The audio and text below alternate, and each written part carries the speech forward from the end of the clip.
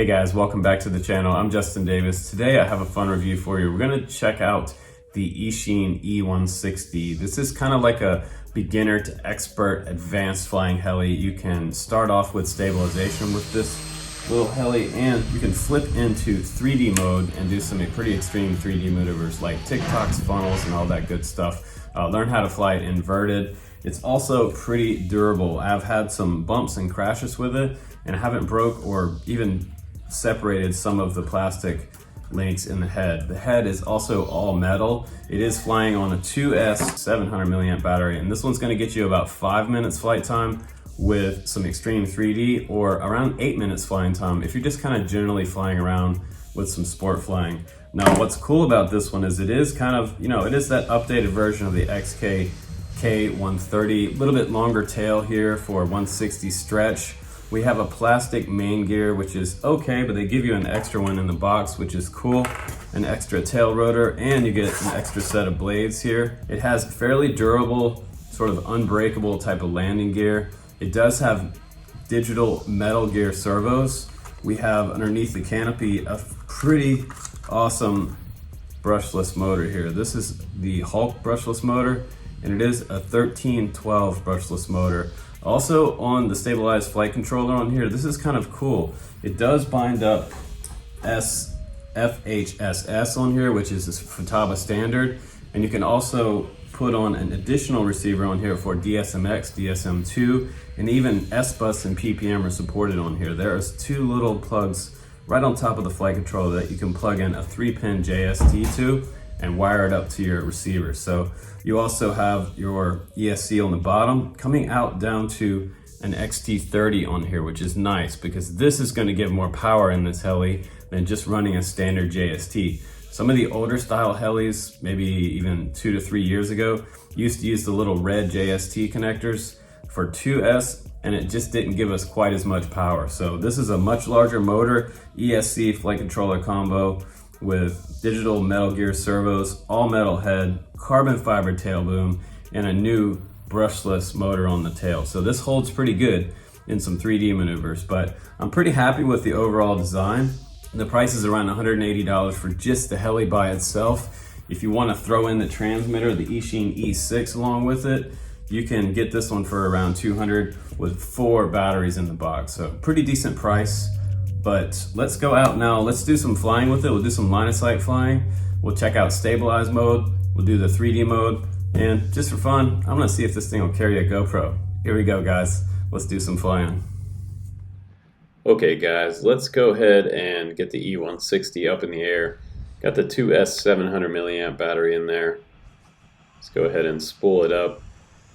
And I'm in 6G mode right now, so we're going to try out stabilized flight, but watch out on that spool up because let the heli sort of come up to speed and until you hear it really powered before you give it sort of positive collective pitch, because the tail will spin out at a low RPM. So I think that the motor feels pretty good. My first impression of the Hulk motor, it's beastie. So I'm doing some pitch bumps up and down, and it feels really good, like it would really 3D really well. But we'll see how the tail holds up after we do a little bit of stabilized flight.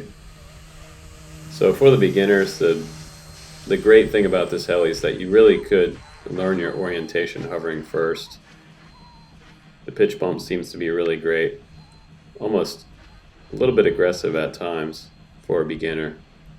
Just watch out when you press that left stick up and down, that's going to make it go up and down. And hopefully you're flying a heli simulator of some type before you start doing this, but you can see that stabilization works pretty good. So if I push the stick left and right like that, it will pretty much go back to stable.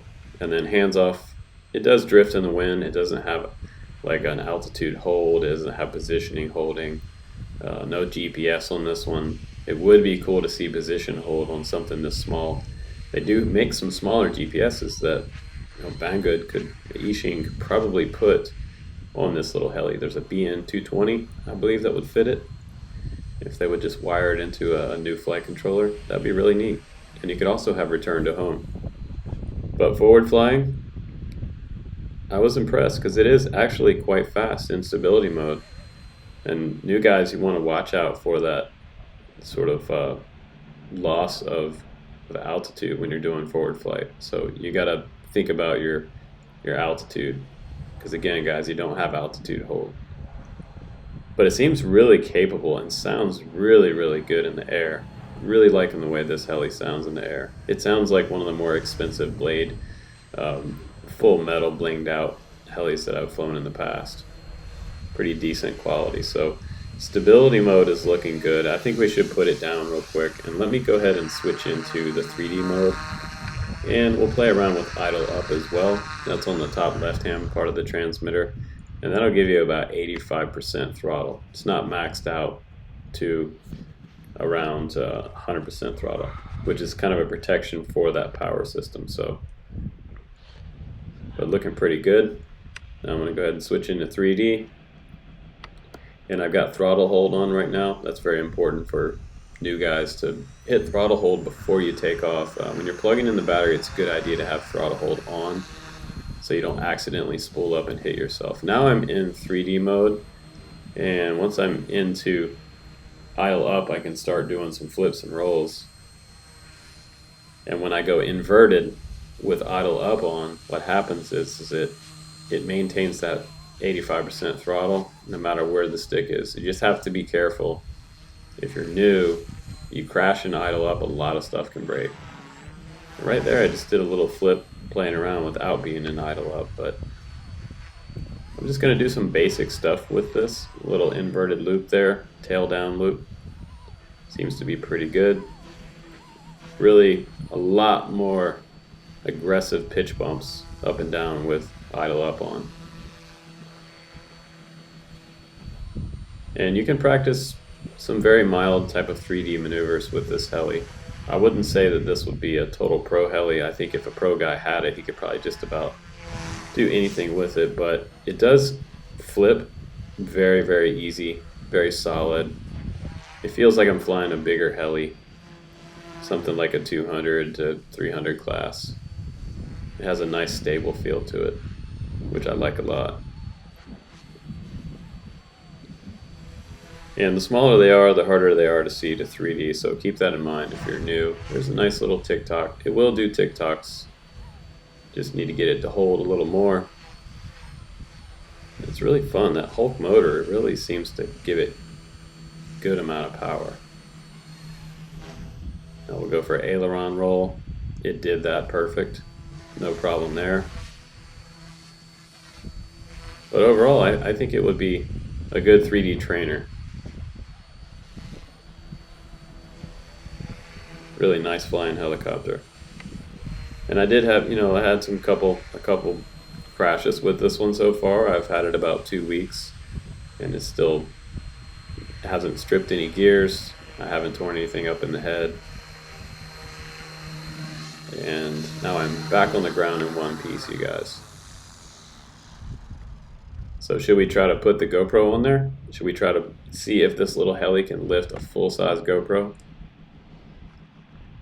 I think we can do that just for fun. I'll put it on there for you guys. I wanted to see a little bit of some type of flying footage. It's not going to be super great, but what a great combo, because the radio is actually not bad. This is better than what we had before.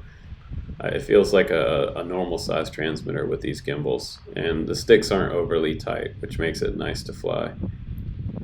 Not too loose and not too tight. Pretty good setup here for an RTF kit. So now I put the GoPro on the bottom, and I had to launch with it in that hole inside that big spindle, and I was able to get it up in the air. But there is a little bit of kickback from the heli, you can see, and I'm using hypersmooth, so there is quite a bit of vibration. Even in idle up, it smooths out a little bit, but it's really not going to be super usable footage. Just for fun, just wanted to show you that I could actually do it. And the tail was blowing out a little bit, so keep that in mind.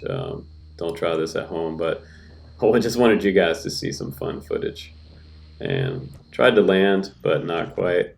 Over on its side, and we're done. But a lot of fun to fly this one and play around. Let's go back to the studio. All right, guys, welcome back from the flight test. That was a lot of fun. This little E160 surprised me because not only does it look good, it flies good, which is awesome. So you can do some pretty aggressive 3D with this if you have more advanced pilot skills. For the absolute beginner, it's also nice because you can start out in the 6G mode, and that's going to give you stabilization for the 6-axis gyro, which is really nice. And you should be able to get about 8 minutes flight time in some stability type of flying. I also like that they did pretty much bling out this heli from front to tail, because we have all Metal Gear servos on here. We have the flight controller that accepts multiple types of receivers, which is cool. The all metal head with plastic links, which is nice. The links are fairly cheap. You can get extra packs of those as well on the site, and all the parts are available on Banggood's website, which I think is a big thing for most of you guys buying a Chinese heli. One thing to consider is, can I get parts for it? If I couldn't get parts for it, it kind of makes it like a Walmart toy heli or something, an air hog or something. But this one, full parts list available from front to tail. And I think that the brushless motor on the tail held pretty well. It didn't hold super well when I put the GoPro on there, but hey, this thing is heavy and it's not meant to carry a GoPro. But I just wanted to see if it would actually fly in stability mode and still get some video. So my suggestion for you guys is not a GoPro. You want to get the Insta360 Go, and I'll try to put a link down below for that. The Insta360 Go is about 16 grams or so, super tiny. You could put it on the bottom and make some cool little stabilized 1080p heli videos. But I think overall, I've got 2 thumbs up for the E160. So double thumbs up for this product on my channel, because it held up, it's durable, it looks cool, and it flies awesome. So thanks again for watching my reviews, guys. I'm Justin Davis. Please click subscribe and hit the notification bell for when my new videos come out. You'll get to see new things all related to the RC hobby on my channel. I'll see you on the next one. Take care. Be safe.